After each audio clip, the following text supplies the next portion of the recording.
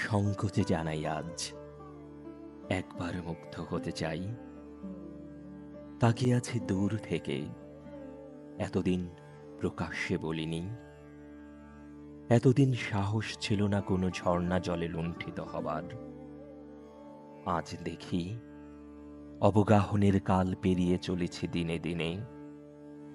জানি পুরুষের কাছে দস্যুতাই প্রত্যাশা করেছ, তোমাকে ফুলের দেশে নিয়ে যাবে বলে যে প্রেমিকে ফেলে রেখে গেছে পথে।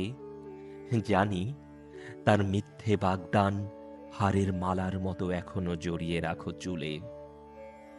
আজ যদি বলি সেই মালার কঙ্কাল গ্রন্থি আমি ছিন্ন করবার জন্য অধিকার চাইতে এসেছি, যদি বলি আমি সে পুরুষ, দেখো যার জন্য তুমি এত কাল অক্ষত রেখেছ ওই রোমাঞ্চিত যমুনা তোমার। শোনো, আমি রাত্রিচর, আমি এই সভ্যতার কাছে এখনো গোপন করে রেখেছি আমার দগ্ধ ডানা। সমস্ত যৌবন ধরে ব্যাধিঘোর কাটেনি আমার। আমি একা দেখেছি ফুলের জন্ম মৃতের শয্যার পাশে বসে। জন্মান্ধ মেয়েকে আমি জ্যোৎস্নার ধারণা দেব বলে এখনো রাত্রির এই মরুভূমি জাগিয়ে রেখেছি। দেখো, সেই মরুরাত্রি চোখ থেকে চোখে পাঠালো সংকেত।